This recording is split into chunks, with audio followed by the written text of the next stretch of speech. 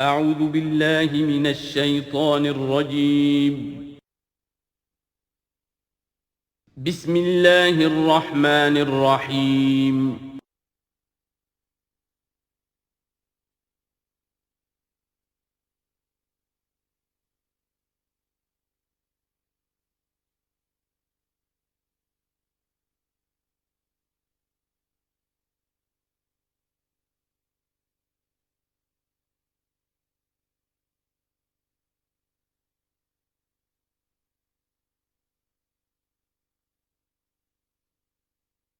اعوذ باللہ من الشیطان الرجیم بسم اللہ الرحمن الرحیم وَلَقَدْ أَرْسَلْنَا نُوحًا إِلَىٰ قَوْمِهِ فَلَبِثَ فِيهِمْ أَلْفَ سَنَةٍ إِلَّا 50 عَامًا فَأَخَذَهُمُ الطُّوفَانُ وَهُمْ ظَالِمُونَ صدق اللہ العظیم۔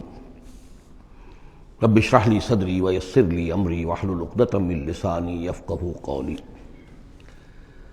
سورہ عنکبوت کے کل 7 رکوع ہیں۔ پہلا رکوع جیسا کہ میں عرض کر چکا ہوں کہ قرآن مجید کے اہم ترین مقامات میں سے ہے، خاص طور پر دعوت اور تحریک اور اللہ تعالیٰ کے دین کے غلبے کی جد و جہد میں جو مسائل درپیش ہوتے ہیں کارکنوں کو، اس دور میں جب کہ پرسیکیوشن ہو، ستایا جا رہا ہو، مشکلات آ رہی ہوں، قربانیاں دینی پڑیں، تو اس کے جتنے بھی مسائل پیدا ہوتے ہیں ان سب کا بہت ہی جامع جو بیان ہے اور رہنمائی ہے وہ اس رکوع میں آ چکی ہے۔ تو یہ نوٹ کر لیجئے کہ مطالعہ قرآن حکیم کے جس منتخب نصاب کا میں تذکرہ کرتا رہا ہوں چند دنوں سے، اس کا جو 5واں حصہ ہے، اس کا پہلا سبق جو ہے وہ اسی سورہ عنکبوت کے پہلے رکوع پر مشتمل ہے، اور یہ اس حصے کا یوں سمجھیے کہ بمنزلہ فاتحہ ہے اس حصے کے لیے۔ اب جو بقیہ 6 رکوع ہیں ان میں 3 میں انباء الرسل کا معاملہ آ رہا ہے، لیکن ظاہر بات ہے کہ یہاں جو انباء الرسل آ رہے ہیں تو بیچ بیچ میں خاص طور پر یہی جو مسئلہ ہے بیک گراؤنڈ میں جو مسلمانوں کے مسائل درپیش ہیں، اور جو اس وقت حضور صلی اللہ علیہ وسلم اور آپ کے ساتھی جن مسائل سے دوچار ہیں، اور جو کچھ کے کشاکش جو ہے مکے میں ہو رہی ہے اہل کفر اور اہل ایمان کے مابین، تو اس کے یوں سمجھیے بٹوین دی لائنز وقفے وقفے سے اس کی طرف بھی اشارے ہیں۔ پھر جو بقیہ 3 رکوع رہ جائیں گے ان 3 رکوعوں میں 2 لڑیاں ہیں جو بٹی ہوئی ہیں۔ ایک لڑی میں خطاب ہے مشرکین عرب کی طرف، اور ایک لڑی میں جو اہل ایمان تھے، جو حضور صلی اللہ علیہ وسلم پر ایمان لائے تھے، جو ان مشکلات سے دوچار تھے، وہاں بھی پھر گن کر 10 ہدایات ان کو دی گئی ہیں، لیکن وہاں یہی ہے کہ وہ بٹی ہوئی ہونے کی وجہ سے لڑیاں وہ کٹا پھٹا معاملہ ہوگا، جیسے کہ سورہ بقرہ میں آپ کو بتا چکا ہوں یا سورہ نساء میں۔ وَلَقَدْ أَرْسَلْنَا نُوحًا إِلَىٰ قَوْمِهِ، اور ہم نے بھیجا تھا نوح کو اس کی قوم کی طرف، فَلَبِثَ فِيهِمْ أَلْفَ سَنَةٍ إِلَّا 50 عَامًا، تو رہا ان کے مابین وہ 1000 برس سے صرف 50 برس کم، 950 برس۔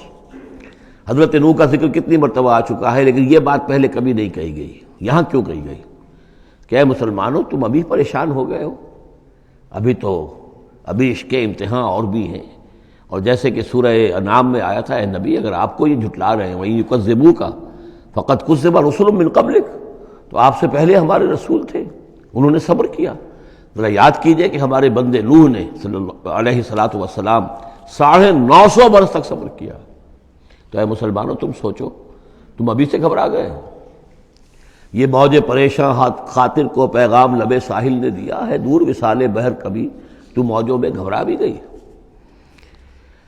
فَأَخَذَهُمُ الطُّوفَانُ وَهُمْ ظَالِمُونَ، تو اس کی قوم کو، حضرت نوح کی قوم کو آ پکڑا طوفان نے، اور وہ ظالم تھے، گناہگار تھے۔ فَأَنجَيْنَاهُ وَأَصْحَابَ السَّفِينَةِ، تو ہم نے بچا لیا اس کو یعنی حضرت نوح کو اور کشتی والوں کو۔ وَجَعَلْنَاهَا آیَةً لِّلْعَالَمِينَ، اور اسے ہم نے بنا دیا تمام جہانوں کے لیے، تمام جہان والوں کے لیے ایک نشانی۔ وَإِبْرَاهِيمَ، اور ہم نے بھیجا ابراہیم کو، اذ قال لقومہ، جب کہ اس نے کہا اپنی قوم سے، اعبدوا اللہ واتقوہ، اللہ کی بندگی اختیار کرو اور اس کا تقوی اختیار کرو۔ ذالکم خیر لکم ان کنتم تعلمون، یہی تمہارے لیے بہتر ہے اگر علم رکھتے ہو۔ انما تعبدون من دون اللہ اوثانا، یہ جن کو تم پوج رہے ہو اللہ کو چھوڑ کر، یہ تو صرف کوئی بت ہیں، ان کے تھان ہیں جو تم نے بنا لیے ہیں۔ وتخلقون افکا، اور تم نے جھوٹ موٹ گھڑا ہوا ہے، یہ اس کی کوئی بنیاد نہیں، کوئی سند نہیں، نہ عقل میں اور نہ ہی کسی اللہ کی اتاری ہوئی کتاب میں۔ ان الذین تعبدون من دون اللہ لا یملکون لکم رزقا، یہ لوگ جنہیں تم پوجتے ہو اللہ کے سوا، وہ تمہیں رزق نہیں دینے کا اختیار رکھتے۔ فابتغوا عند اللہ الرزق، تو رزق تلاش کرو اللہ کے پاس، اللہ سے مانگو رزق، اللہ سے اپنی مشکل کشائی کی درخواست کرو، اللہ سے اپنی حاجت روائی کے لیے دعا کرو، وَاعْبُدُوهُ اور اس کی بندگی کرو، وَاشْكُرُوا لَهُ اور اس کا شکر ادا کرو، الیہ ترجعون یقیناً اسی کی طرف تم لوٹا دیے جاؤ گے۔ اب یہ ذکر حضرت ابراہیم کا کر کر طویل جو ہے ایک جملہ معترضہ آ رہا ہے کہ رخ موڑ دیا گیا ہے اس وقت جو کشاکش ہو رہی تھی حضور کے اور مشرکین مکہ کے درمیان، اب ذکر اس کا ہو رہا ہے۔ وَإِن تُكَذِّبُوا گویا کہ اب خطاب ہو رہا ہے اہل مکہ سے، اور اگر تم جھٹلا رہے ہو فقد کذب امم من قبلکم، تو دیکھو تم سے پہلے بہت سی قوموں نے جھٹلایا، وما علی الرسول الا البلاغ المبین، اور ہمارے رسول پر محمد پر صلی اللہ علیہ وسلم کوئی ذمہ داری نہیں ہے سوائے واضح طور پر اور صاف صاف پہنچا دینے کے۔ اولم یروا کیف یبدی اللہ الخلق ثم یعیدہ، کیا وہ دیکھتے نہیں ہے کیسے اللہ تعالیٰ تخلیق پہلی مرتبہ کرتا ہے پھر وہ دوبارہ بھی کرے گا۔ ان ذلک علی اللہ یسیر، اور یہ اللہ تعالیٰ پر بہت آسان ہے۔ قل سیروا فی الارض فانظروا، اور تو ان سے کہیے کہ ذرا گھومو پھرو زمین میں اور دیکھو کیف بدا الخلق، کیسے اللہ تعالیٰ پہلے تخلیق کیا ہے اس نے خلق کو، ثم اللہ ینشئ النشأۃ الآخرہ، پھر اللہ اٹھائے گا یا اٹھاتا ہے۔ دنیا میں بھی ہو رہا ہے کہ کھیتی جو ہے وہ ختم ہو گئی، پھر اگلی پھر فصل آ گئی، پھر فصل آ گئی، تو یہ تو ایک سائیکل چل رہا ہے، اور پھر یہ کہ اللہ تعالیٰ دوسری مرتبہ تمہیں اسی طرح اٹھا دے گا۔ نشأۃ آخرہ جو ہے آخرت کی جو تمہیں اٹھانا ہے وہ اللہ کے اختیار میں ہے۔ ان اللہ علی کل شیء قدیر، یقیناً اللہ ہر شے پر قادر ہے۔ یعذب من یشاء ویرحم من یشاء، وہ جس کو چاہتا ہے عذاب دیتا ہے دے گا، اور جس کو چاہے گا رحم فرمائے گا۔ وإلیہ تقلبون، اور اسی کی طرف تم لوٹا دیے جاؤ گے۔ وما انتم بمعجزین فی الارض، اور تم اسے شکست نہیں دے سکتے زمین میں، ولا فی السماء، نہ آسمان میں، نہ زمین میں کہیں بھاگ کر نہ آسمان میں کہیں بھاگ کر اللہ کو عاجز کر سکتے ہو۔ وما لکم من دون اللہ من ولی ولا نصیر، اور نہیں ہے کوئی تمہارا اللہ کے سوا نہ حمایت، یعنی اللہ کے ورے یا اللہ کے مقابلے میں۔ یہ دون کا لفظ بہت سے معنی دیتا ہے عربی زبان میں، دیکھنا ہوتا ہے کس کانٹیکسٹ میں کیا معنی ہے۔ اس کانٹیکسٹ میں اللہ کے مقابلے میں تمہارا کوئی نہ ولی ہوگا نہ نصیر ہوگا، نہ کوئی حمایتی نہ مددگار۔ والذین کفروا بآیات اللہ ولقائہ، اور جن لوگوں نے کفر کیا اللہ کی آیات کا اور اس سے ملاقات کا انکار کیا، اولئک یئسوا من رحمتی، یہ وہ لوگ ہیں جو میری رحمت سے مایوس ہو چکے ہیں۔ واولئک لہم عذاب علیم، اور ان کے لیے تو دردناک عذاب ہے۔ یہاں یہ جملہ معترضہ ختم ہوا اور اب پھر حضرت ابراہیم کا تذکرہ آ رہا ہے۔ فما کان جواب قومہ، تو نہیں تھا کوئی جواب حضرت ابراہیم کی قوم کا، الا ان قالوا، سوائے اس کے کہ انہوں نے کہا اقتلوہ او حرقوہ، اس ابراہیم کو قتل کر دو یا اسے جلا دو۔ فانجاہ اللہ من النار، تو اللہ تعالیٰ نے انہیں نجات دی آگ سے۔ ان فی ذلک لآیات لقوم یؤمنون، اور یقیناً اس میں نشانیاں ہیں ان لوگوں کے لیے جو ایمان رکھتے ہیں۔ وقال انما اتخذتم من دون اللہ اوثانا مودۃ بینکم فی الحیاۃ الدنیا، اب یہ ہے جو بہت اہم جو بات ہے جو کہی ہے انہوں نے، اور انہوں نے کہا حضرت ابراہیم علیہ السلام نے کہ دیکھو تم نے جو یہ اللہ کے سوا بت بنا رکھے ہیں، انہیں پوجتے ہو، یہ بھی تم بھی جانتے ہو کہ ان کے پاس کچھ نہیں ہے، تم بھی جانتے ہو کہ ان کو کوئی اختیار حاصل نہیں ہے، تم بھی اور واقع ہو چکے ہو، میرے متنبع کرنے کے نتیجے میں تم آگاہ ہو چکے ہو کہ یہ تمہاری حماقت ہے، لیکن تم کیوں چمٹے ہوئے ہو؟ مودۃ بینکم فی الحیات الدنیا، دنیا کی زندگی میں تمہاری باہمی محبتیں جو ہے وہ چمٹا رہی ہیں۔ اب کیا کریں، ہماری قوم ہے، ہماری برادری ہے، ہمارا خاندان ہے، وہ سب یہی کر رہا ہے، میں اگر چھوڑ دوں گا تو میں آؤٹ کاسٹ ہو جاؤں گا، میں تو نکل جاؤں گا پھر برادری سے، اکیلا آدمی کیسا رہے۔ یہ چیزیں ہیں کہ جو انسان کو پھر جمع کر رکھتی ہیں۔ جیسے عصبیت کا ذکر آیا تھا پچھلی صورت میں کہ اب عصبیت نہیں ہونی چاہیے، اسی طریقے سے یہ عصبیت ہی نہیں بلکہ یہ کہ جتنے بھی رشتہ داریاں ہیں، دوستیاں ہیں، کاروبار ہیں، یہ معاملہ جو ہے کہ حق تم پر منکشف ہو چکا ہے، تم جان چکے ہو کہ یہ صرف کوئی شے نہیں ہے یہ تم کر رہے تھے، تمہارے آباء و اجداد نے جو رسمیں ڈالی ہوئی ہیں، اور تمہیں میں نے متنبع کر دیا ہے، تم نے اپنے جیوں میں جھانک کر دیکھ لیا ہے، اپنے گریبان میں جھانک کر دیکھ لیا ہے، اور تم پر یہ بات منکشف ہو چکی ہے کہ جو میں کہہ رہا ہوں وہ ٹھیک ہے، پھر بھی تم جو چمٹے ہوئے ہو اپنے اس نظام کے ساتھ، تو اس کا سبب صرف ایک ہے، وقال انما اتخذتم من دون اللہ اوثانا مودۃ بینکم فی الحیاۃ الدنیا، تمہاری باہمی محبتیں جو ہیں دنیا کی زندگی میں وہ تمہیں چمٹائے رہتی ہیں۔ یہی معاملہ ہے اس دنیا میں جب کوئی تحریک اٹھتی ہے اللہ کے دین کے کام کرنے کے لیے، اور بہت مخلص لوگ اس میں شامل ہوتے ہیں، محنت کرتے ہیں، کوشش کرتے ہیں۔ فرض کیجئے کسی شخص سے کوئی غلطی ہو گئی، کوئی غلط رخ مڑ گئی تحریک، اب وہ تحریک جو ہے وہ کافی عرصے کے بعد اس کے اثرات ظاہر ہوئے، اس کے نتائج جو ہے لوگوں کے سامنے آ رہے ہیں، محسوس بھی ہو جاتا ہے کہ یہ واقعتاً ہم کسی غلط راستے پر آ گئے ہیں، لیکن یہ کہ پھر وہ ایک عصبیت جماعتی ایسی پیدا ہو جاتی ہے کہ سب کچھ ماننے کے باوجود پھر اس جماعت کو چھوڑنے کو تیار نہیں ہوتے۔ ہماری دوستیاں ہیں، ہماری رشتہ داریاں ہیں، ہمارے کاروباری تعلقات ہیں، یا یہ کہ کچھ لوگوں کے تو اپنے مفادات بھی اس میں شامل ہو جاتے ہیں، اس لیے کہ کچھ عرصے کے بعد ہر جماعت جو ہے وہ ایک فرقہ بن جاتی ہے۔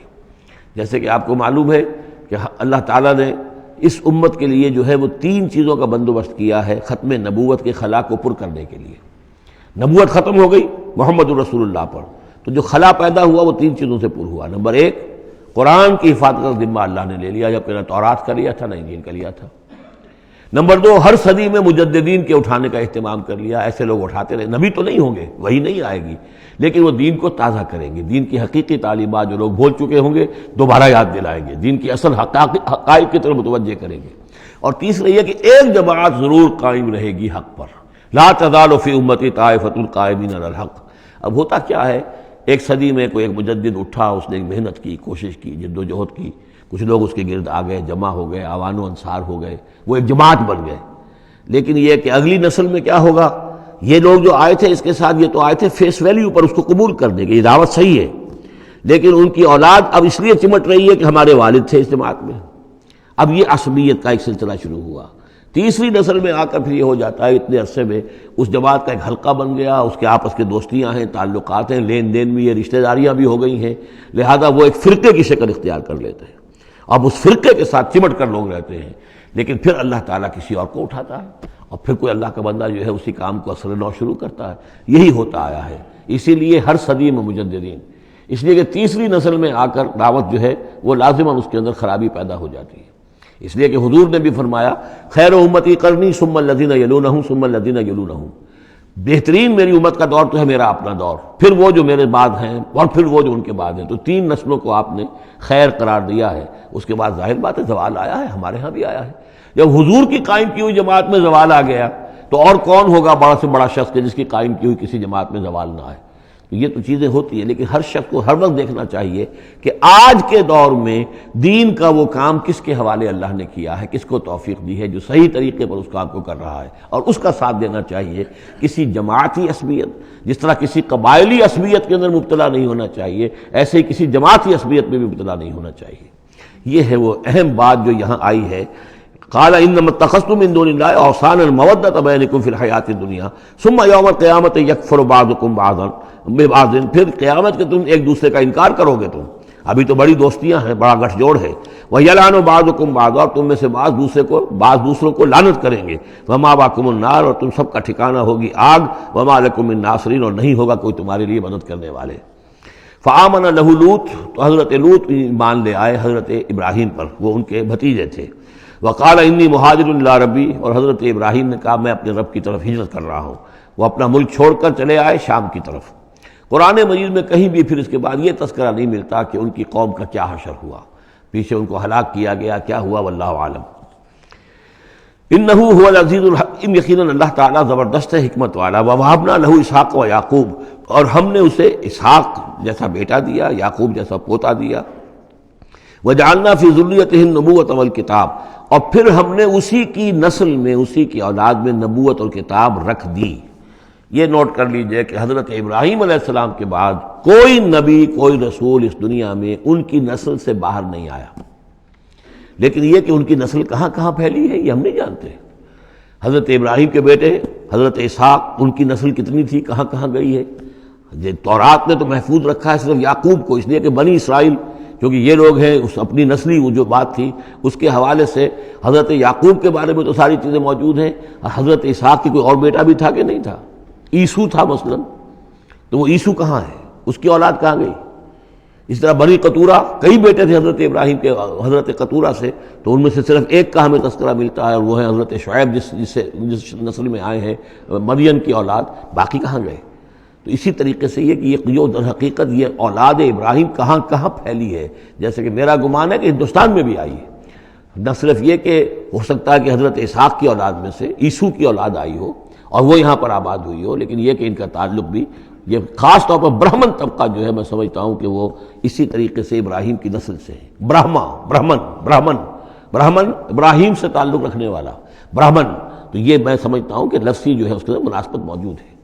واللہ عالم، یقین سے ہم نہیں کہہ سکتے، اللہ یہ کہ کوئی شخص ہسٹری کا اس کو اپنا ریسرچ کا موضوع بنائے، بڑا عالم ہو وہ لائبریریاں جو ہیں کھنگالے اور پرانی تاریخیں دیکھے شاید۔ وَوَهَبْنَا لَهُ إِسْحَاقَ وَيَعْقُوبَ وَجَعَلْنَا فِي ذُرِّيَّتِهِ النُّبُوَّةَ وَالْكِتَابَ، ہم نے اسی کی نسل میں، اسی کی اولاد میں نبوت اور کتاب رکھ دی۔ طویل عرصے تک وہ نبوت و کتاب آتی رہی حضرت یعقوب کی اولاد میں، پھر آخری نبوت و رسالت حضرت اسماعیل کی اولاد میں۔ وَآتَيْنَاهُ أَجْرَهُ فِي الدُّنْيَا، ہم نے اسے اجر جو ہے دنیا میں بھی عطا فرمایا۔ وَإِنَّهُ فِي الْآخِرَةِ لَمِنَ الصَّالِحِينَ، اور یقیناً وہ آخرت میں ہمارے بڑے نیک بندوں میں سے ہیں۔ وَلُوطًا، اور ہم نے لوط کو بھیجا، اذ قال لقومه إنكم لتاتون الفاحشة، جب انہوں نے کہا اپنی قوم سے، یہ جو قوم کہا گیا مجازن، حقیقتاً وہ قوم ان کی نہیں تھی، حضرت لوط جو ہے وہ تو بھیجے گئے ہیں ان شہروں کی طرف، یہی ایک استثناء ہے، ورنہ ہر قوم کی طرف رسول اسی کی امت اسی میں سے بھیجا گیا۔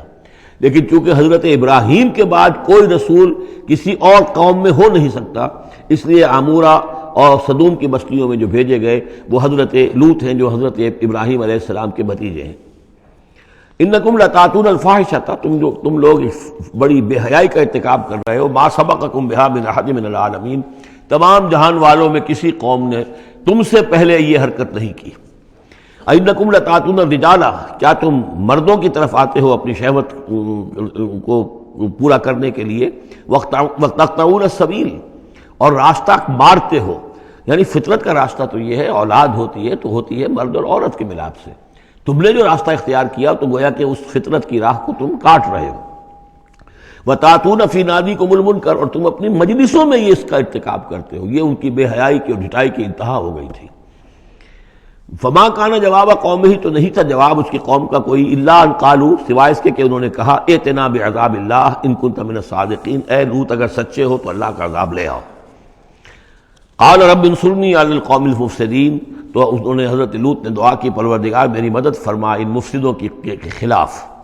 ولما جاءت رسلنا ابراہیم بالبشریٰ، اور جب ہمارے جو ایلچی تھے، یعنی وہ جو فرشتے آئے تھے انسانی شکل میں ابراہیم کے پاس بشرا لے کر، بشارت لے کر حضرت اسحاق کی ولادت کی، قالوا انا مہلکو اہل هذه القریہ، انہوں نے کہا کہ ہم ہلاک کرنے کے لیے بھیجے گئے ہیں ان بستی والوں کو، ان اہلها كانوا ظالمین، یقیناً اس کے جو بستی والے جو ہیں، اس بستی کے لوگ رہنے والے وہ بڑے ظالم ہیں، گناہگار ہیں۔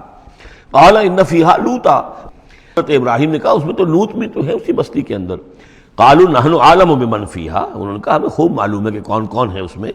لننجینہ اہلہ الا امرأتہ، ہم اسے بچا لیں گے، نجات دیں گے اس کو بھی، اس کے گھر والوں کو بھی، سوائے اس کی بیوی کے، کانت من الغابرین، وہ ہوگی رہ جانے والوں میں۔ ولما ان جاءت رسلنا لوطا، اور جب وہ ہمارے ایلچی جو ہیں وہ پہنچے حضرت لوط کے پاس، سیء بہم، ان کو دیکھ کر وہ پریشان ہوئے، وضاق بہم ذرعا، اور ان کا دل جو بہت تنگ ہوا، خوبصورت لڑکوں کی شکل میں آئے تھے۔ وقالوا لا تخف ولا تحزن، انہوں نے کہا نہیں آپ نہ کوئی خوف کھائیں اور نہ کوئی رنجیدہ ہوں، انا منجوک واہلک، ہم تو آپ کو نجات دینے کے لیے آئے ہیں اور آپ کے گھر والوں کو، الا امرأتک، سوائے آپ کی بیوی کے، کانت من الغابرین، وہ پیچھے رہنے والوں ہی میں ہے۔ انا منزلون علی اہل هذه القریۃ رجزا من السماء، ہم نازل کرنے والے ہیں اس بستی کے رہنے والوں پر ایک آفت، ایک عذاب آسمان سے، بما کانوا یفسقون، بس سبب اس فسق کے اور فجور کے اور گندگی کے جو وہ کر رہے تھے۔ وَلَقَدْ تَرَكْنَا مِنْهَا آیَةً بَيِّنَةً، اور ہم نے چھوڑ دیا اس میں سے، اس بستی میں سے کوئی نشانی جو ہے وہ اس وقت تک موجود ہوگی جب کہ قرآن نازل ہوا ہے، اسی لیے کہ قرآن کہتا ہے بار بار تم گزرتے ہو ان بستیوں کے کھنڈرات کے اوپر سے، بَيِّنَةً لِقَوْمٍ يَعْقِلُونَ، ان لوگوں کے لیے کہ جو عقل سے کام لے۔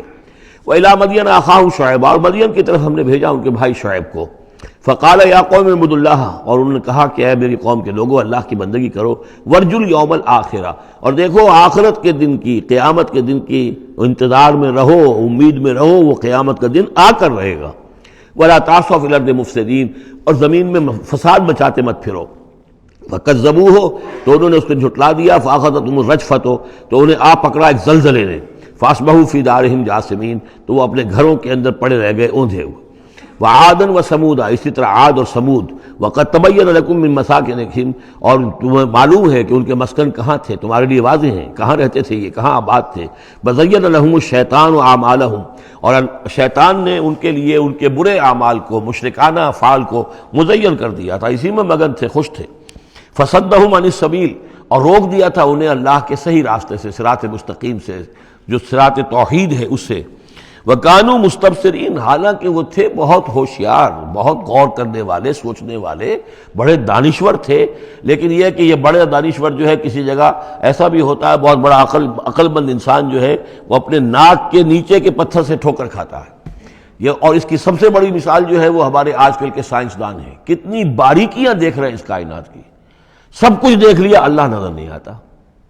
کہاں سے کہاں دیکھ رہے ہیں، کتنی بڑی بڑی ٹیلیسکوپس ہیں، اور کتنے ٹریلین وہ لائٹ ایئرز کے اوپر دریافت کر رہے ہیں کہ نیا ستارہ وجود میں آ گیا، سب کچھ ہو رہا ہے.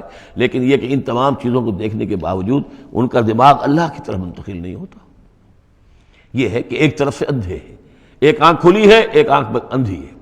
تو اگرچہ وہ بھی تھے بڑے ہوشیار، مستبصرین، یعنی استبصار جو ہے یہ باب استفعال، دیکھنا، بڑے غور سے دیکھا کرتے تھے، مشاہدہ کرتے تھے، آبزرو کرتے تھے، سب کچھ تھے. باقی سب کچھ نظر آیا انہیں، ڈھونڈنے والا ستاروں کی گزرگاہوں کا اپنے افکار کی دنیا میں سفر کر نہ سکا. وہ ساری جو ہے وہ ستاروں کی گزرگاہیں جو ہے ان کی تحقیق ہو رہی ہے. لیکن یہ کہ میں خود کون ہوں، کہاں سے آیا ہوں، کہاں جا رہا ہوں، میری زندگی کا مال کیا ہے، اس کا مقصد کیا ہے. بس پیدا ہونا، کھانا پینا، جانوروں کی طرح رہنا اور ختم ہو جانا. Is that all? Is death the end of our existence? کیا موت پر ہمارے وجود کا خاتمہ ہو جائے گا؟ تو کیا زندگی ہوئی. عمر دراز مانگ کے لائے تھے 4 دن، 2 آرزو میں کٹ گئے، 2 انتظار میں. کتنا وقت تو گزر گیا. بچپن کے اندر ابھی فہم ہی نہیں تھا، لڑکپن ہے، اس کے بعد نوجوانی ہے، اس کے کچھ اپنے ہی اور جو ہے اس کی کیفیات ہوتی ہیں. جب ذرا ہوش اور شعور آیا ہے، ایک ذرا ہوش میں آنے کے خطا کار ہیں ہم، اور اس کے بعد پھر بڑھاپا آ گیا، اور اس کے بعد جو ہے کیلا یعلم من بعد علم شیئا. بس یہی زندگی ہے. یہ اشرف المخلوقات ہے، یہ مسجود ملائک کی زندگی یہ ہے؟ نہیں.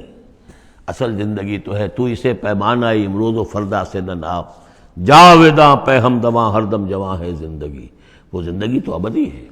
یہ تو اس کا چھوٹا سا حصہ علیحدہ کر کے ایک امتحانی وقفہ بنا دیا ہے. اسے ایک امتحانی وقفہ ہے، 3 گھنٹے کا نہیں، 30 سال کا صحیح، بس اس کے علاوہ کچھ نہیں. کوانٹیٹیو فرق ہے، کوالٹیٹیو نہیں.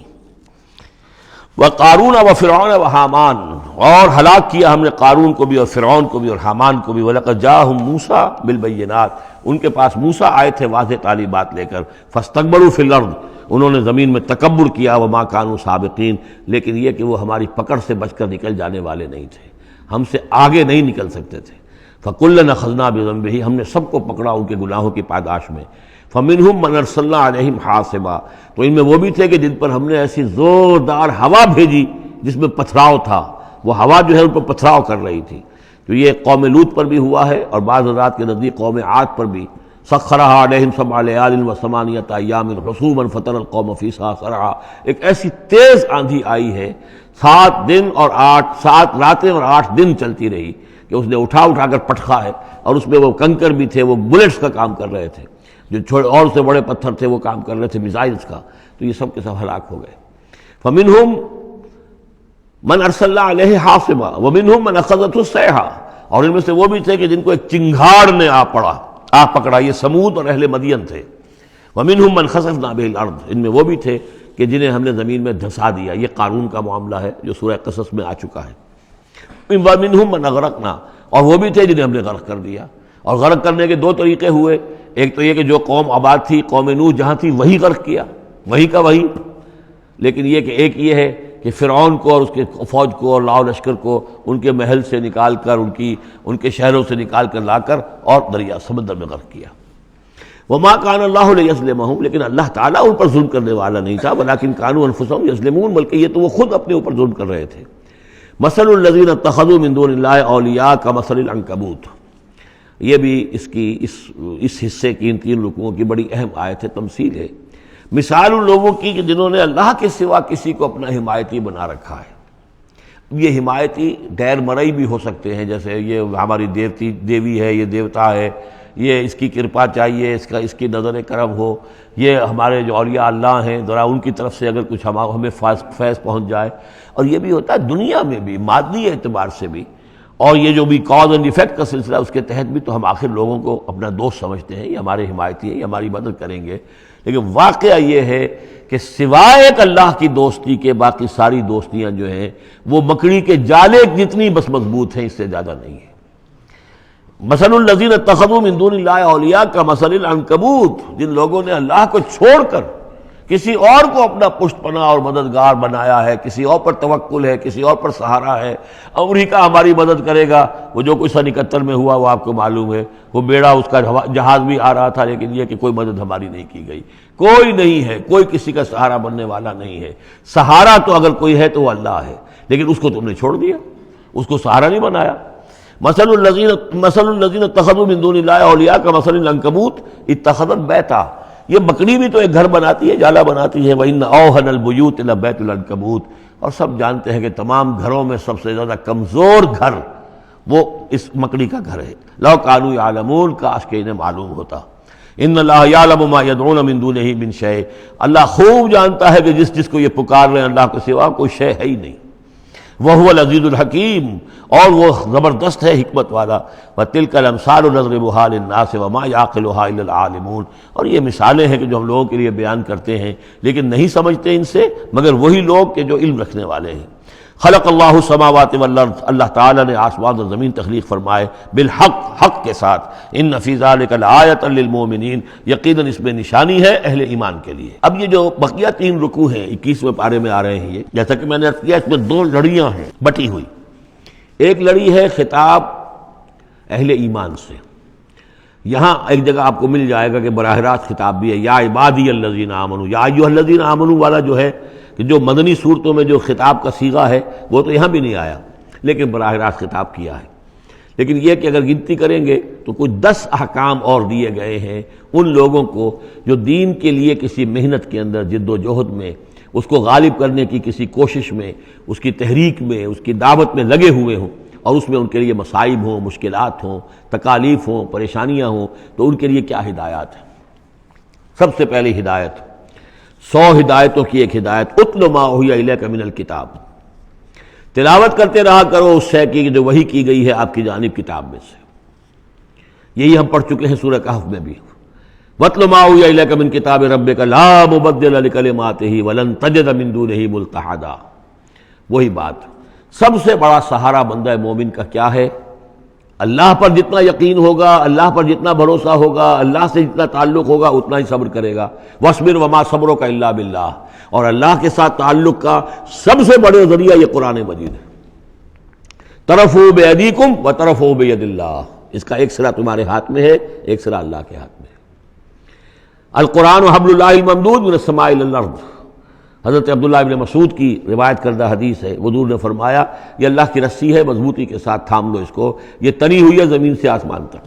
تو وَاعْتَصِمُوا بِحَبْلِ اللَّهِ جَمِيعًا، تو اس کے لیے یہ کہ قرآن پڑھا کرو۔ اتل ما اوحی الیک من الکتاب واقم الصلاۃ، اور قرآن کے بعد نمبر 2 نماز قائم کرنا۔ یہ نماز جو ہے اقم الصلاۃ لذکری، یہ سورہ طٰہٰ میں ہم پڑھ آئے ہیں، حضرت موسیٰ کو پہلی وحی ہو رہی ہے، پہلی گفتگو ہو رہی ہے کوہ طور پر، اقم الصلاۃ لذکری ان الصلاۃ تنہیٰ عن الفحشاء والمنکر، یقیناً یہ نماز روکتی ہے بے حیائی کے کاموں سے بھی اور برے کاموں سے بھی۔ وَلَذِکْرُ اللَّهِ اکبر، اور جان لو اللہ کا ذکر سب سے بڑی شے ہے۔ یہاں ذکر کو علیحدہ نہ سمجھیں، یہی ذکر ہے۔ قرآن جو ہے الذکر ہے، ہم نے سورہ ہجر میں دیکھا الذکر، انا نحن نزلنا الذکر وانا لہ لحافظون، تو ذکر میں سب سے پہلے قرآن ہے۔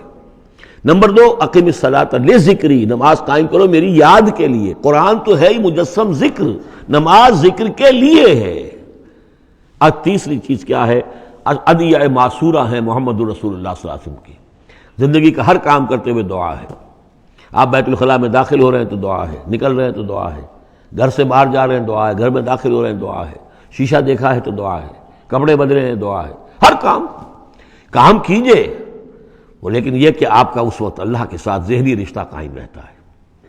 چوتھے نمبر پر جو بھی اور حضور نے فرمائے ہیں، یہ 33 مرتبہ سبحان اللہ اور 33 مرتبہ الحمدللہ اور اللہ اکبر، یہ بھی ذکر ہے۔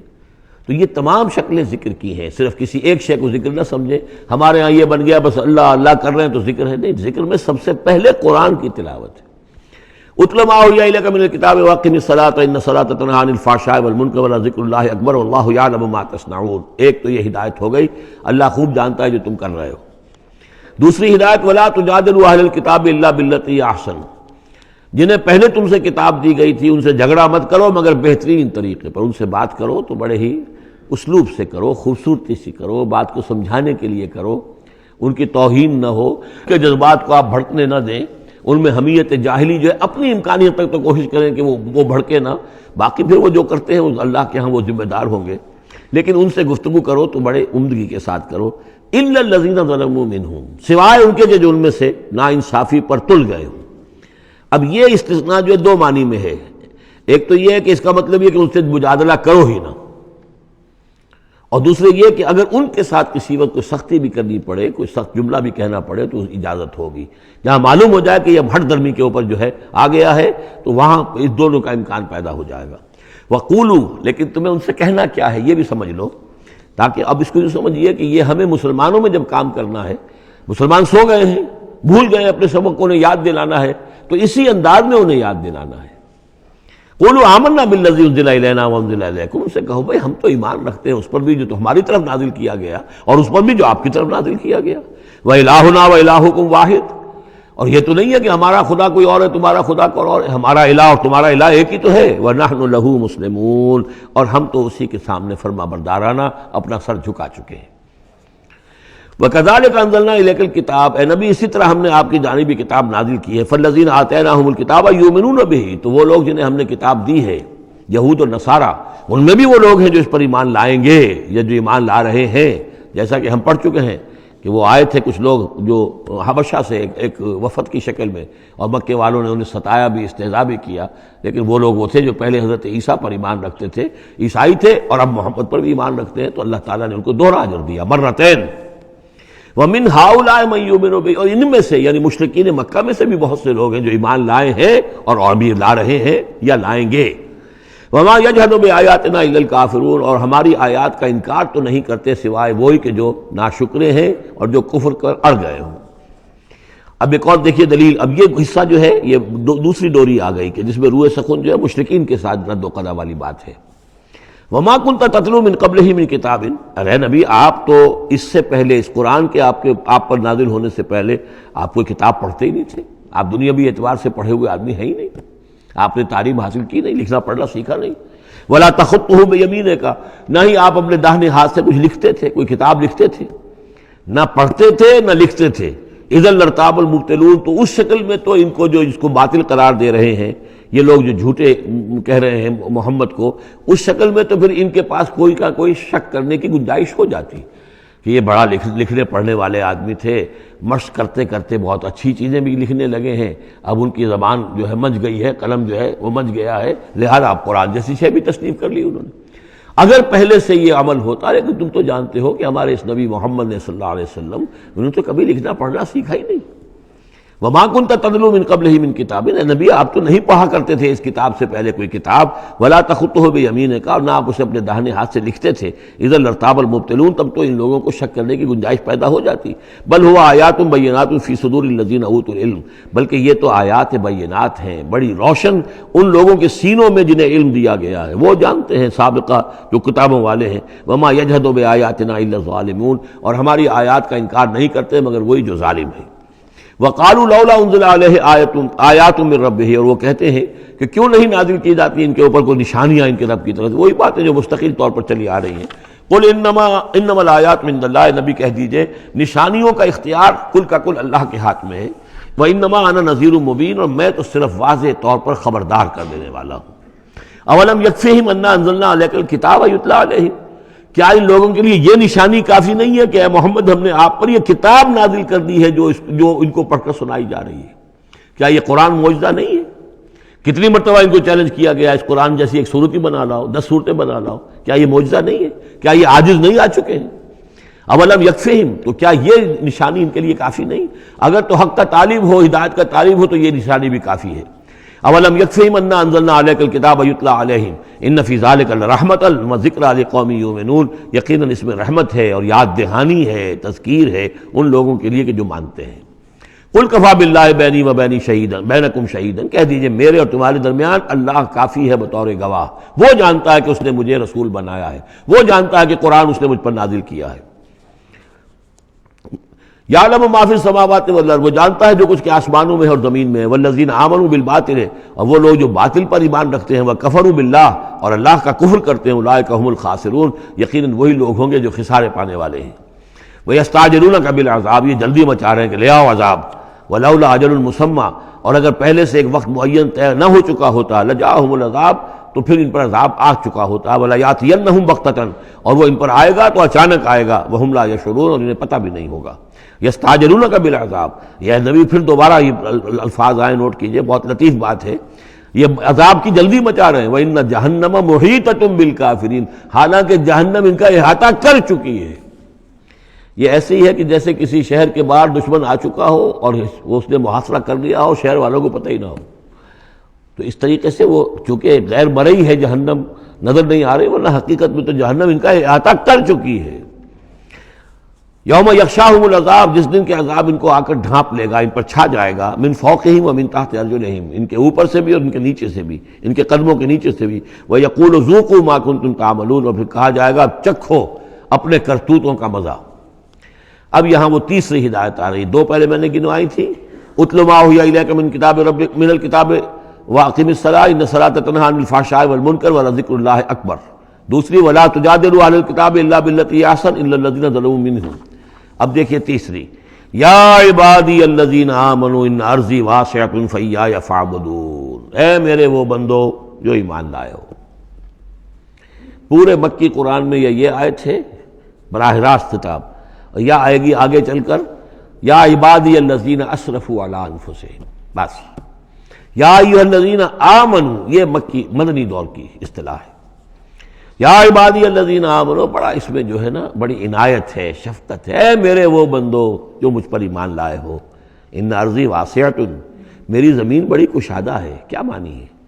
اگر مکے میں تم پر تمہارا قافیہ تنگ کر دیا گیا ہے، اگر مکے میں زندگی تمہارے لیے محال کر دی گئی ہے توحید پر رہتے ہوئے، چھوڑ دو اس مکے کو۔ یہ ہجرت کا اشارہ ہے، در حقیقت ہجرت حبشہ جو ہے یہ اس کی طرف رہنمائی ہے اس آیت کے اندر، کہ چلے جاؤ، اگر یہاں برداشت سے باہر ہو رہا ہے، تمہارے لیے ناقابل برداشت اگر ہو رہا ہے یہاں کا معاملہ، اور نہیں مزید تو ہندر پاتے، تو اس ملک کو چھوڑ، اس جگہ کو چھوڑ دو۔ یا عبادی الذین آمنوا ان ارضی واسعۃ، میری زمین بڑی کشادہ ہے، فایایا فاعبدون، پس صرف میری ہی بندگی کرو۔ چوتھی ہدایت، کل نفس ذائقۃ الموت، دیکھو موت تو آنی ہی آنی ہے، آج آ جائے کل آ جائے، آج نہ آئے کل آ جائے گی۔ آخر عمار اور یاسر کو ابو جہل نے اگر فرض کرو کہ ذبح کر دیا ہے، تو فرض کیجئے کہ چند دن اور جیتے تو موت تو پھر بھی آنی تھی نا۔ تو کل نفس ذائقۃ الموت، اگر یہ بات ذہن میں رہے کہ موت تو آنی ہی آنی ہے، آج نہیں تو کل، تو پھر بھی انسان جو ہے اس کے اندر ہمت بنی رہے گی کہ میں خامخواہ اپنی زندگی بچانے کے لیے حق کو چھوڑوں اور باطل سے ساز باز کروں، اس سے مصالحت کروں۔ ثم الینا ترجعون، اور پھر تم ہماری طرف لوٹا دیے جاؤ گے۔ پانچویں بات، والذین آمنوا وعملوا الصالحات لنبوئنہم من الجنۃ غرفا، ہمارے اس وعدے پر پختہ یقین رکھو کہ جو ایمان لائیں گے اور نیک عمل کریں گے، ہم لازماً ان کو جگہ دیں گے اس جنت کے بالا خانوں میں، جو سورہ فرقان کے آخری رکوع میں آیا تھا، اولئک یجزون الغرفۃ بما صبروا، انہیں غرفہ بالا خانہ ملے گا۔ تو من الجنت غرفاً، جروں کے بالا خانے ملیں گے جنت کے، تجری من تحت الانہار خالدین فیہا، جس کے نیچے ندیاں بہتی ہوں گی، اس میں وہ ہمیشہ ہمیشہ رہیں گے۔ نعم اجر العاملین، کیا ہی اچھا ہوگا عمل کرنے والوں کا اجر۔ چھٹی بات، الذین صبروا وعلی ربہم یتوکلون، وہ لوگ کہ جو صبر کریں اور اپنے رب پر توکل کریں۔ صبر کرو اور توکل کرو، دو ہی چیزیں ہیں، جو آئے جھیلو، صبر کرو، برداشت کرو، اور جو کچھ کرنا ہے اس میں توکل اللہ پر ہو، اپنی ذات پر نہیں، اپنی طاقت پر نہیں، اپنی صلاحیت پر نہیں، اپنی ذہانت پر نہیں، اپنی فطانت پر نہیں، اپنی لیاقت پر نہیں، سارا توکل اللہ پر، نہ مادی اسباب و وسائل پر۔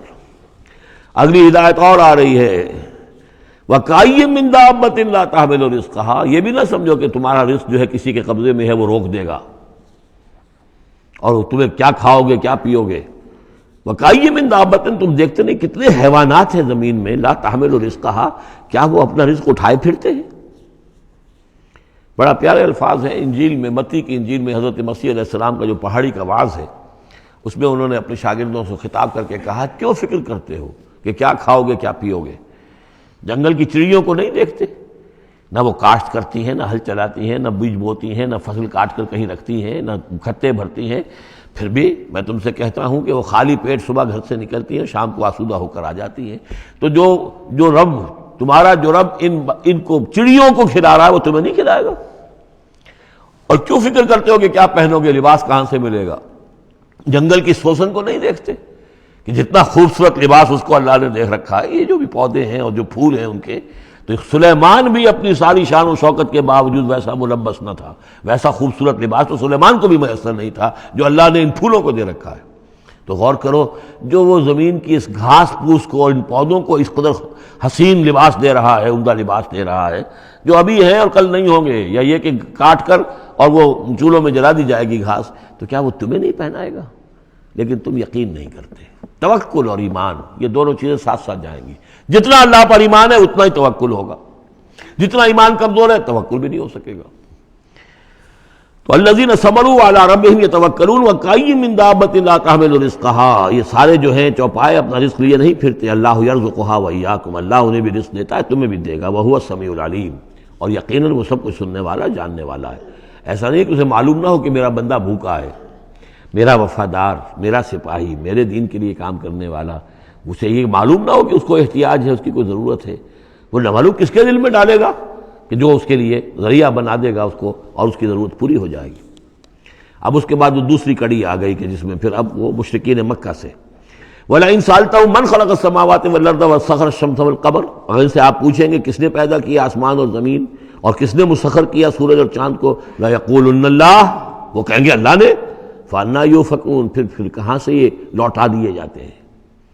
اللہ یبسط الرزق لمن یشاء من عبادہ ویقدر لہ، یہ اللہ ہی ہے کہ جو اپنے بندوں میں سے جس کے لیے چاہتا ہے رزق کو کشادہ کر دیتا ہے، اور جس کے لیے چاہتا ہے ماپ تول کر دیتا ہے، کم کر دیتا ہے۔ ان اللہ بکل شیء علیم، یقیناً اللہ تعالیٰ ہر چیز کا علم رکھتا ہے۔ وَلَئِن سَأَلْتَهُم مَّن نَّزَّلَ مِنَ السَّمَاءِ مَاءً فَأَحْيَا بِهِ الْأَرْضَ مِن بَعْدِ مَوْتِهَا، اور اگر آپ ان سے پوچھیں گے کس نے برسایا آسمان سے پانی اور زندہ کیا زمین کو اس کے مردہ ہو جانے کے بعد، لَيَقُولُنَّ اللَّهُ، وہ کہیں گے فوراً اللہ نے کیا۔ قُلِ الْحَمْدُ لِلَّهِ، کہو پھر کل حمد کل شکر بھی اللہ ہی کے لیے ہے، بل اکثرہم لا یعقلون، لیکن یہ لوگ، ان کی اکثریت عقل سے کام نہیں لیتی۔ اب اگلی اور ہدایت آ رہی اہل ایمان کے لیے، وما هذه الحیاۃ الدنیا الا لہو ولعب وان الدار الآخرۃ لہی الحیوان لو کانوا یعلمون۔ دیکھو مسلمانوں، یہ دنیا کی زندگی تو کھیل کود کے سوا کچھ نہیں، کھیل ہے، کچھ جی کا بہلا لینا ہے، یہ ڈرامہ ہے جو ہو رہا ہے۔ یہاں بادشاہ ہوتا ہے کچھ عرصے کے لیے، بادشاہ جیسے ڈرامے میں بادشاہ ہوتا ہے، لیکن جب مرے گا تو کیا وہ بادشاہت کہاں رہ جائے گی؟ ایسے ہی ڈرامے سے نکل آئے گا، لباس اتار دے گا تو ایک ایکٹر کا ایکٹر ہے، چاہے وہ فقیر تھا پہلے اس ڈرامے کے اندر، اور دوسرا ایکٹر جو ہے بادشاہ تھا، باہر نکل کر 3 گھنٹے کے بعد دونوں کے دونوں ایک جیسے ہیں، اور وہ نہ وہ بادشاہ ہے نہ وہ فقیر ہے۔ یہ ہے عارضی سا ہے، لیکن یہ کہ ان الدار الآخرۃ لہی الحیوان، یقیناً آخرت کا گھر وہ ہے اصل زندگی وہ ہے۔ لو کانوا یعلمون، کاش کہ ہمیں معلوم ہوتا، لو کنا نعلم، کاش کہ ہمیں معلوم ہوتا۔ یہ بھی نوٹ کر لیجئے، آخرت کو صرف مان لینا کہ ہاں آخرت ہے، بعد سے بعد الموت ہے، یہ کافی نہیں ہے۔ یہ معلوم ہو کہ اصل زندگی وہی ہے۔ میں نے جو اس کی تشبیہ جو ہے بیان کی ہے بعض مواقع پر، کہ ایک کتاب ہوتی ہے، اس کا دیباچہ بھی ہوتا ہے، اس کا کوئی ضمیمہ بھی ہوتا ہے، چھوٹا سا ضمیمہ۔ ہمارا جو تصور ہے وہ یہ کہ اصل کتاب زندگی تو یہ دنیا کی زندگی ہے، ہاں ایک ضمیمہ اب لگا ہوا ہے آخرت کا، اس کی اہمیت ہمارے نزدیک اتنی ہے۔ ضمیمہ ہے بس، دنیا کی زندگی اصل زندگی ہے۔ ہونا کیا چاہیے کہ یہ دنیا کی زندگی تو دیباچہ ہے، اصل کتاب جو ہے وہ آخرت کی زندگی ہے۔ یہ ریشو پروپورشن کم سے کم، حالانکہ ویسے تو فائنائٹ اور انفائنائٹ کے درمیان کوئی ریشو پروپورشن ہو ہی نہیں سکتی، ایک لامحدود زندگی اور ایک محدود زندگی، کیا اس میں ریشو پروپورشن ہوگی؟ لیکن یہ کہ پھر بھی اگر کوئی کرنی ہے تو دیباچہ اور کتاب زندگی اصل موت کے بعد کھلے گی، یہ دیباچہ ہے، یہ مقدمہ ہے۔ ہم نے کیا سمجھا ہے اصل زندگی، کتاب زندگی یہ ہے، ہاں ایک ضمیمہ بھی اس کے ساتھ ہے جس کا نام آخرت ہے۔ فَإِذَا رَكِبُوا فِي الْفُلْكِ، پھر انہی مشرکین سے پھر خطاب ہو رہا ہے، اور یہ مضمون کئی بار آ چکا ہے۔ جب یہ سوار ہوتے ہیں کشتی میں، دعوا اللہ مخلصین لہ الدین، تو پھر یہ اللہ ہی کو پکارتے ہیں اس کے لیے اپنی اطاعت کو خالص کرتے ہوئے. فلما نجاہم الی البر، اور جب اللہ تعالیٰ انہیں نجات دے دیتا ہے خشکی کی طرف، اذا ہم یشرکون، تو پھر یہ شرک کرنا شروع کر دیتے ہیں. لیکفروا بما آتیناہم، تاکہ یہ ناشکری کریں اور کفر کریں ہماری دی ہوئی نعمتوں کی، ولیتمتعوا، اور تاکہ بس مزے اڑا لیں. فسوف یعلمون، پھر یہ جان لیں گے. الہاکم التکاثر حتی زرتم المقابر کلا سوف تعلمون ثم کلا سوف تعلمون. اصل حقیقت اس وقت کھلے گی. اولم یروا انا جعلنا حرما آمنا، یہ پھر اہل ایمان سے کہا جا رہا ہے، کیا یہ دیکھتے نہیں کہ ہم نے حرم کو ان کے لیے امن کی جگہ بنا دیا ہے. وَيُتَخَطَّفُ النَّاسُ مِنْ حَوْلِهِمْ، اور لوگ جو ہیں اچک لیے جاتے ہیں ان کے ارد گرد سے. باقی عرب کے اندر تو امن و امان تھا ہی نہیں.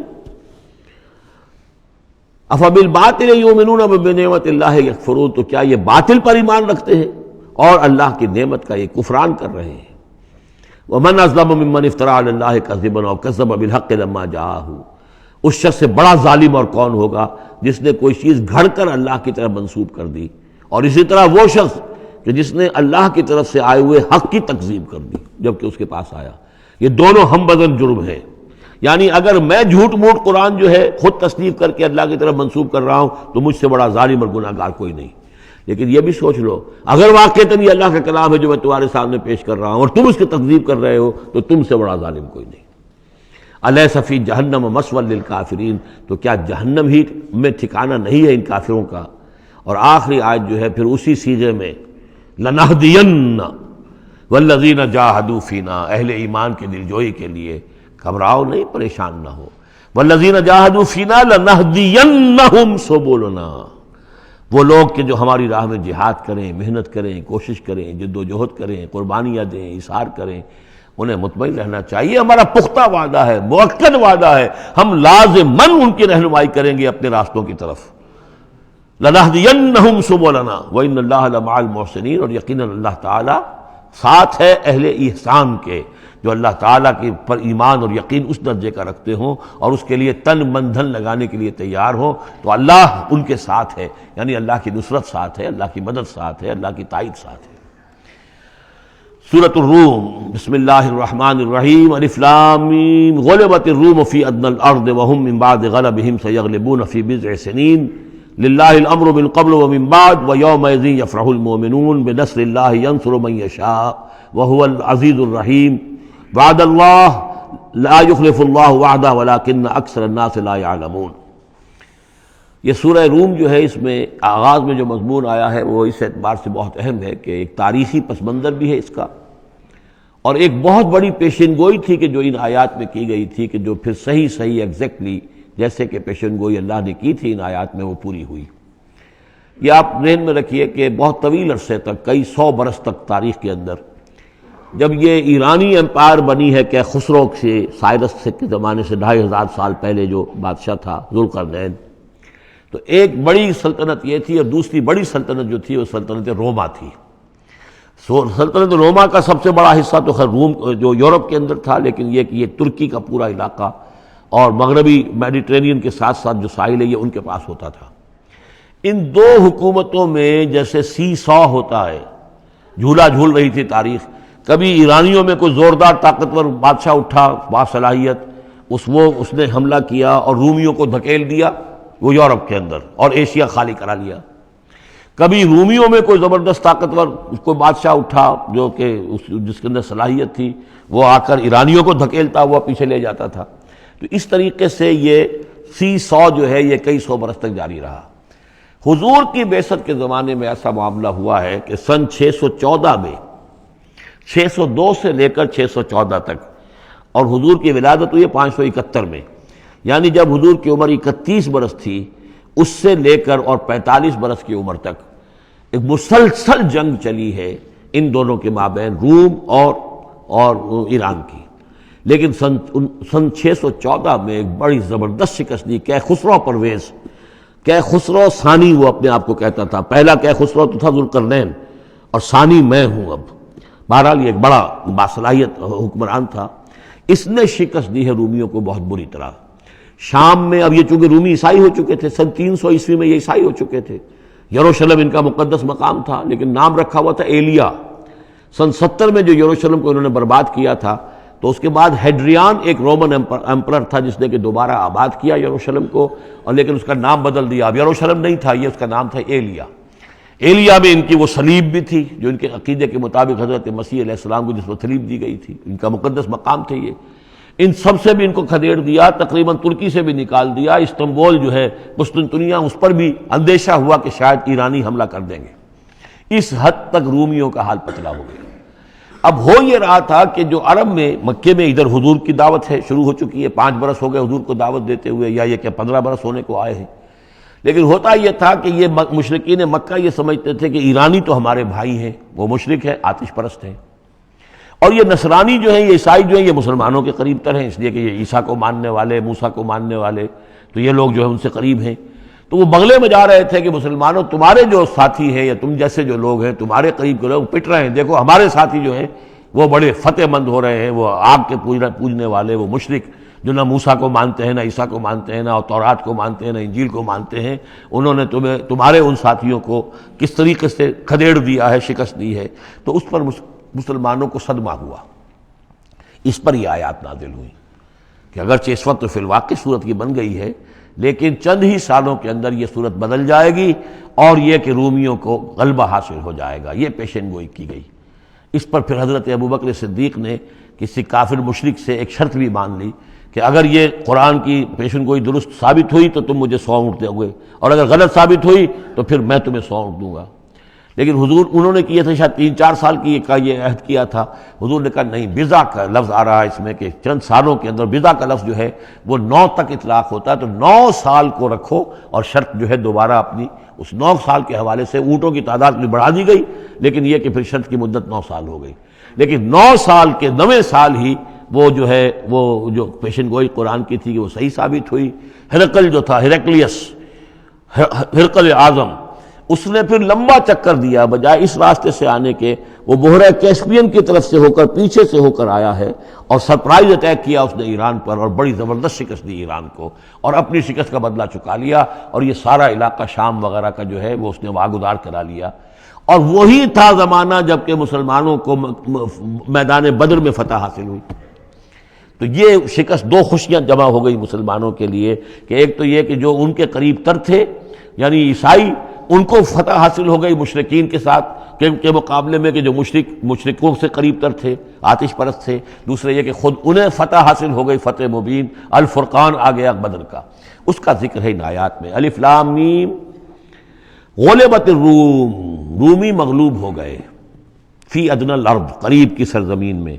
وہ جغرافیہ تو آپ کو دکھایا تھا نقشہ، جزیرہ نمائے عرب، اور اس کے اوپر ایک طرف شام ہے، ایک طرف عراق ہے، اور ادھر عراق کے ساتھ میں ایران ہے. تو قریب جزیرہ نمائے عرب سے قریب ترین ممالک ہیں. فی ادنی الارض، قریب کے ملک میں رومی غالب آ گئے.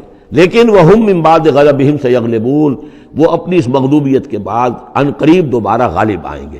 فی بضع سنین، چند سالوں میں. اور یہ بضع کا لفظ جو ہے یہ 9 تک پر اس کا اطلاق ہوتا ہے، 10 سے کم 9. تو حضور نے اسی لیے کہا کہ 9 سال، چونکہ تم شرط مان لو، اور شرط اس وقت تک شرط لگانا حرام قرار نہیں دیا گیا تھا. ابھی نہ جوئے کی حرمت آئی ہے، نہ شراب کی حرمت آئی ہے، اس لیے اس میں آپ کوئی تعجب نہ کریں کہ حضرت ابوبکر نے شرط لگائی. تو فرمایا الف لام میم غلبت الروم فی ادنی الارض وهم من بعد غلبہم سیغلبون فی بضع سنین للہ الامر من قبل ومن بعد. اللہ ہی کا اختیار تھا، اللہ ہی کے ہاتھ میں تھا سارا معاملہ، پہلے بھی اور بعد میں بھی. وَيَوْمَئِذٍ يَفْرَحُ الْمُؤْمِنُونَ، اس روز اہل ایمان خوشیاں منائیں گے. ایک خوشی تو اس کی ہوگی کہ عیسائیوں کو فتح ہو گئی آتش پرستوں پر، اور بے نصر اللہ، اللہ کی مدد بھی آئے گی ان کے پاس. یعنی غزوہ بدر کا لفظ تو نہیں آیا، لیکن اہل ایمان کو جو ہے اس وقت فرحت ہو گئی بے نصر اللہ، اللہ کی مدد سے. ینصر من یشاء، وہ مدد کرتا ہے جس کی چاہتا ہے. وہو العزیز الرحیم، اور وہ زبردست ہے، رحم فرمانے والا. وعد اللہ، یہ اللہ کا وعدہ ہے، یہ ہو کر رہے گا.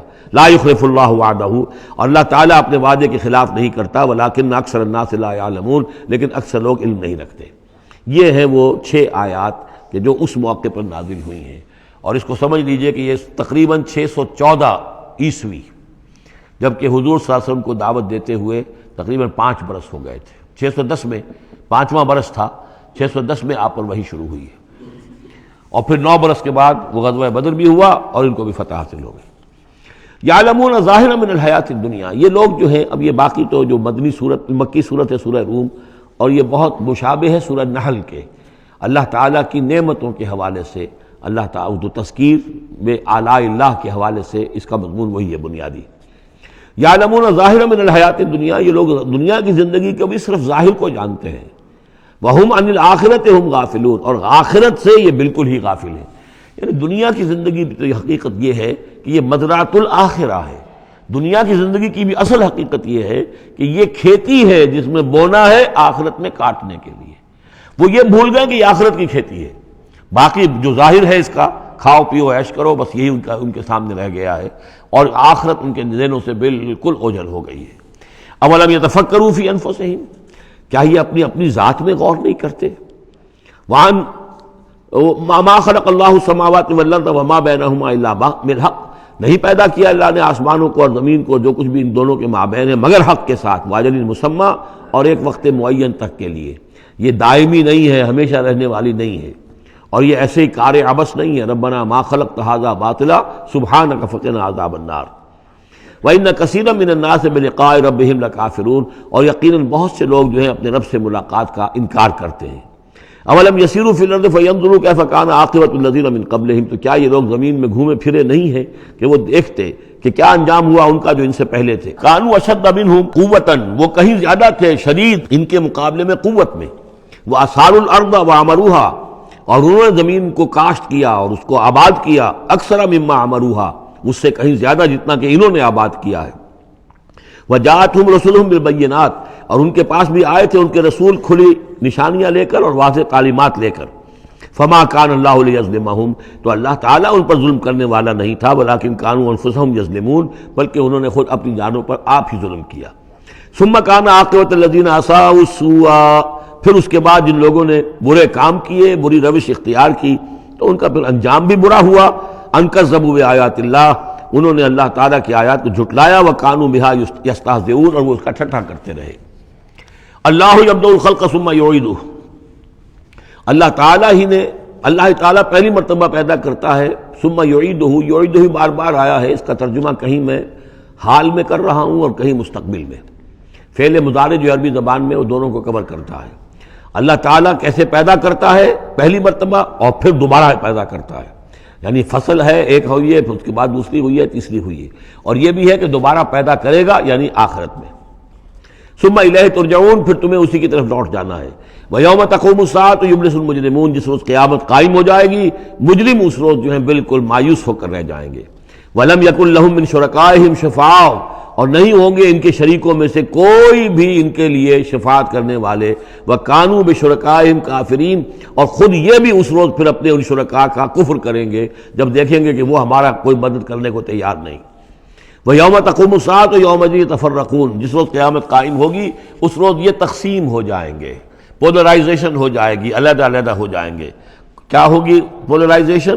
فَأَمَّا الَّذِينَ آمَنُوا وَعَمِلُوا الصَّالِحَاتِ فَهُمْ فِي رَوْضَةٍ يُحْبَرُونَ، وہ لوگ جو ایمان لائے تھے اور جنہوں نے نیک عمل کیے تھے وہ ہوں گے باغ میں، اور وہاں ان کی آؤ بھگت ہو رہی ہوگی، تواضع ہو رہی ہوگی۔ وَأَمَّا الَّذِينَ كَفَرُوا وَكَذَّبُوا بِآيَاتِنَا وَلِقَاءِ الْآخِرَةِ، اور وہ لوگ جنہوں نے کفر کیا تھا اور ہماری آیات کو جھٹلایا تھا اور آخرت کی ملاقات کا انکار کیا تھا، فَأُولَٰئِكَ فِي الْعَذَابِ مُحْضَرُونَ، تو وہ عذاب میں حاضر کر دیے جائیں گے، پکڑے ہوئے گرفتار کر کے عذاب میں لا کر حاضر کر دیے جائیں گے۔ فَسُبْحَانَ اللَّهِ حِينَ تُمْسُونَ وَحِينَ تُصْبِحُونَ، یہ اسی انداز میں دیکھیے سورہ نحل میں یہ آیت آئی تھی، بس اور انعام میں بھی۔ پھر اللہ ہی پاک ہے اس وقت بھی جب تمہیں شام ہوتی ہے، تم شام کرتے ہو، وحین تصبحون، اور جب کہ تم دوپہر ہوتی ہے، وحین تصبح جب صبح کرتے ہو، وَلَهُ الْحَمْدُ فِي السَّمَاوَاتِ وَالْأَرْضِ، اور اسی کے لیے ہے حمد اور تعریف آسمانوں میں اور زمین میں، وَعَشِيًّا وَحِينَ تُظْهِرُونَ، اور رات کے وقت بھی اور جب کہ دوپہر ہوتی ہے، ظہر کا وقت ہوتا ہے۔ یہ بھی نمازوں کے اوقات ہی کے حوالے سے، صبح کے وقت کی نماز ہے، شام کے وقت کی نماز ہے، رات کی نماز ہے، ظہر کی نماز ہے۔ یخرج الحی من المیت، وہ نکالتا ہے زندہ کو مردہ سے۔ انڈا بے جان شے ہے، اس میں زندگی کے کوئی آثار موجود نہیں ہے، اس میں سے چوزہ برآمد ہوتا ہے جاندار۔ ویخرج المیت من الحی، اسی طرح برغی سے انڈا برآمد ہوتا ہے، اور بھی بہت سی چیزیں کہ جو نکل رہی ہیں۔ ویحیی الارض بعد موتہا، اور وہ زندہ کر دیتا ہے زمین کو اس کے مرنے کے بعد۔ وَكَذَلِكَ تُخْرَجُونَ، اور اسی طریقے سے تم کو بھی نکال لیا جائے گا قبروں سے، زمین میں جہاں تم دفن ہوگے، جہاں تمہارے اجزاء تحلیل ہو چکے ہوں گے، لیکن اللہ تعالیٰ اسی طریقے سے اس مردہ زمین میں سے جیسے فصل نکال لیتا ہے تمہیں نکال لے آئے گا۔ بارک اللہ لی ولکم فی القرآن العظیم ونفعنی وإیاکم بالآیات والذکر الحکیم۔